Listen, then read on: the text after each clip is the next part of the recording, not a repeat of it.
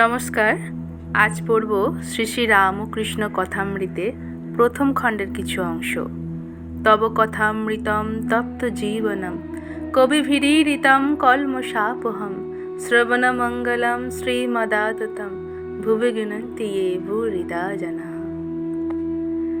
যুগধর্ম কথা প্রসঙ্গে জ্ঞানযোগ ও ভক্তিযোগ। আচ্ছা, ডাক্তার বলছেন জ্ঞানে মানুষ অবাক হয়, চক্ষু বুজে যায় আর চোখে জল আসে, তখন ভক্তি দরকার হয়। ঠাকুর বলছেন ভক্তি মেয়ে মানুষ, তাই অন্তঃপুর পর্যন্ত যেতে পারে, জ্ঞান বাড়ি পর্যন্ত যায়। সকলের হাস্য। ডাক্তার বলছেন কিন্তু অন্তঃপুরে যাকে তাকে তো ঢুকতে দেয়া হয় না, বেশ্যারা ঢুকতে পারে না, জ্ঞান চাই। শ্রীরামকৃষ্ণ ঠিক পথ জানে না, কিন্তু ঈশ্বরে ভক্তি আছে, তাকে জানবার ইচ্ছা আছে, এইরূপ লোক কেবল ভক্তি জোরে ঈশ্বর লাভ করে। একজন ভারী ভক্ত জগন্নাথ দর্শন করতে বেরিয়েছিল। পুরীর কোন পথ সে জানত না, দক্ষিণ দিকে না গিয়ে পশ্চিম দিকে গেছিল। পথ ভুলেছিল বটে, কিন্তু ব্যাকুল হয়ে লোকেদের জিজ্ঞাসা করত। তারা বলে দিলে এ পথ নয়, ওই পথে যাও। ভক্তটি শেষে পুরীতে গিয়ে জগন্নাথ দর্শন করলে। দেখো না, না জানলেও কেউ না কেউ ঠিক বলে দেবে। ডাক্তার বলছেন সে ভুলে তো গেছিল। শ্রীরামকৃষ্ণ হ্যাঁ, তা হয় বটে, কিন্তু শেষে পায়। একজন জিজ্ঞাসা করিলেন ঈশ্বর সাকার না নিরাকার? ঠাকুর বলছেন তিনি সাকার, আবার নিরাকারও। একজন সন্ন্যাসী জগন্নাথ দর্শন করতে গেছিল। জগন্নাথ দর্শন করে সন্দেহ হলো ঈশ্বর সাকার না নিরাকার। হাতে দণ্ড ছিল, সেই দণ্ড দিয়ে দেখতে লাগলো জগন্নাথের গায়ে ঠেকে কিনা।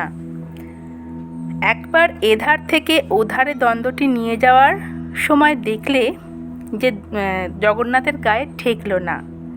দেখে সে সেখানে ঠাকুরের মূর্তি নাই। আর একবার নিয়ে গেল, গিয়ে দেখলো সেই জগন্নাথের গায়ে দণ্ডটি ঠেকলো।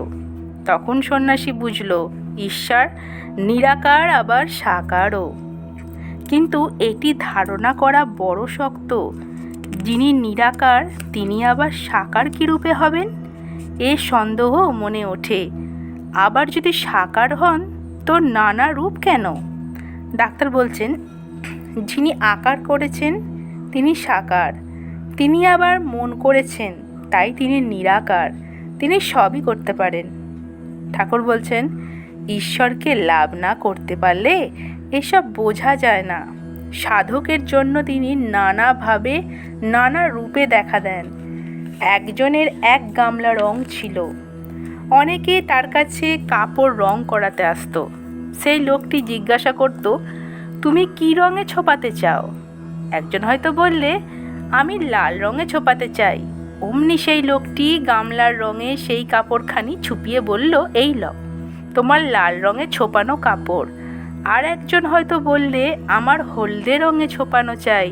অমনি সেই লোকটি সেই গামলার কাপড়খানি ডুবিয়ে বলতো এই লও তোমার হলদে রঙে ছোপানো কাপড়। নীল রঙে ছোপাতে চাইলে আবার সেই একই গামলায় ডুবিয়ে সেই কথা, এই লও তোমার নীল রঙে ছোপানো কাপড়। এই রকমের যে যে রঙে ছোপাতে চাইতো তার কাপড় ঠিক সেই রঙেই গামলা হতে ছোপানো হতো। একজন লোক এই আশ্চর্য ব্যাপারটি দেখছিল। যার গামলা সে জিজ্ঞাসা করলে কেমন হে, তোমার কি রঙে ছোপাতে হবে? তখন সে বললে ভাই তুমি যে রঙে রঙেছ আমায় সেই রঙই দাও। সকলের হাস্য। একজন বাহ্যে গেছিল, দেখলে গাছের ওপর একটি সুন্দর জানোয়ার রয়েছে। সে ক্রমে আর একজনকে বললে ভাই অমুক গাছে আমি একটি লাল রঙের জানোয়ার দেখে এলুম। সে লোকটি বললে আমিও দেখেছি, তা সে লাল রং কেন হতে যাবে, সে যে সবুজ রং। আর একজন বললে না না, সে সবুজ কেন হতে যাবে, সে যে হলদে। এই রূপে আরও কেউ বললে বেগুনি, নীল, কালো ইত্যাদি। শেষে ঝগড়া। তখন তারা গাছের তলায় গিয়ে দেখে একজন লোক বসে আছে। জিজ্ঞাসা করায় সে বললে, আমি এই গাছতলাতেই থাকি, আমি সে জানোয়ারটাকে বেশ জানি, তোমরা যা যা বলছো সব সত্য। সে কখনো লাল, কখনো সবুজ, কখনো হলদে, আবার কখনো নীল, আরও কত কি হয়। আবার কখনো দেখি কোনো রঙই নাই। যে ব্যক্তি সদা সর্বদা ঈশ্বর চিন্তা করে সেই জানতে পারে তার স্বরূপ কী। সে ব্যক্তি জানে যে ঈশ্বর নানা রূপে দেখা দেন, নানা ভাবে দেখা দেন, তিনি সগুণ আবার নির্গুণ। গাছতলায় যে থাকে সেই জানে যে বহুরূপীর নানা রং, আবার কখনো কখনো কোনো রঙই থাকে না। অন্য লোকে কেবল তর্ক ঝগড়া করে কষ্ট পায়। তিনি সাকার, তিনি নিরাকার। কীরকম জানো? যেন সচ্চিদানন্দ সমুদ্র, কুল কিনারা নাই। ভক্তিহীনে সেই সমুদ্রের স্থানে স্থানে জল বরফ হয়ে যায়, যেন জল বরফ হয়ে আকারে জমাট বাঁধে। অর্থাৎ ভক্তের কাছে তিনি সাক্ষাৎ হয়ে কখনো কখনো সাকার রূপে দেখা দেন। আবার জ্ঞান সূর্য উঠলে সেই বরফ গলে যায়। ডাক্তার বলছেন সূর্য উঠলে বরফ গলে জল হয়। আবার জানেন, জল আবার নিরাকার বাষ্পও হয়। শ্রীরামকৃষ্ণ বলছেন, অর্থাৎ ব্রহ্ম সত্য, জগৎ মিথ্যা। এই বিচারের পর সমাধি হলে রূপটুপ উড়ে যায়। তখন আর ঈশ্বরকে ব্যক্তি বলে বোধ হয় না, কি তিনি কি মুখে বলা যায় না। কে বলবে? যিনি বলবেন তিনিই নাই। তার আমি আর খুঁজে পান না। তখন ব্রহ্ম নির্গুণ, তখন তিনি কেবল বোধে বোধ হন, যেমন বুদ্ধি দ্বারা তাকে ধরা যায় না। তাই বলে ভক্তি চন্দ্র, জ্ঞান সূর্য। শুনেছি খুব উত্তরে আর দক্ষিণে সমুদ্র আছে। এত ঠান্ডা যে জল জমে মাঝে মাঝে বরফের চাই হয়, জাহাজ চলে না, সেখানে গিয়ে আটকে যায়। ডাক্তার বলছেন ভক্তিপথে মানুষ আটকে যায়। শ্রীরামকৃষ্ণ, হ্যাঁ তা যায় বটে, কিন্তু তাতে হানি হয় না। সেই সচ্চিদানন্দ সাগরে জলই জমাট বেঁধে বরফ হয়েছে।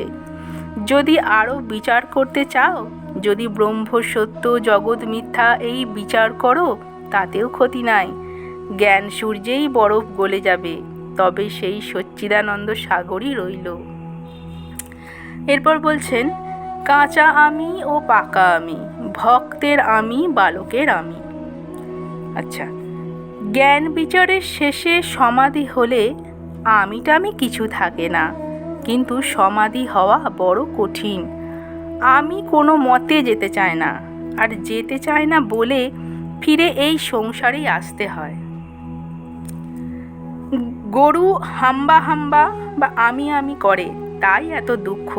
সমস্ত দিন নাঙল দিতে হয়, গ্রীষ্ম নাই, বর্ষা নাই, কিংবা তাকে কষাইয়ে কাটে, তাতেও নিস্তার নাই।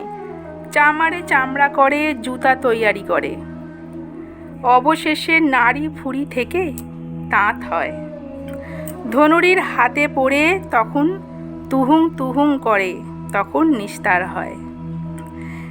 যখন জীব বলে না হং না হং না হং, আমি কেহ নই হে ঈশ্বর, তুমি কর্তা, আমি দাস, তুমি প্রভু, তখন নিস্তার, তখনই মুক্তি।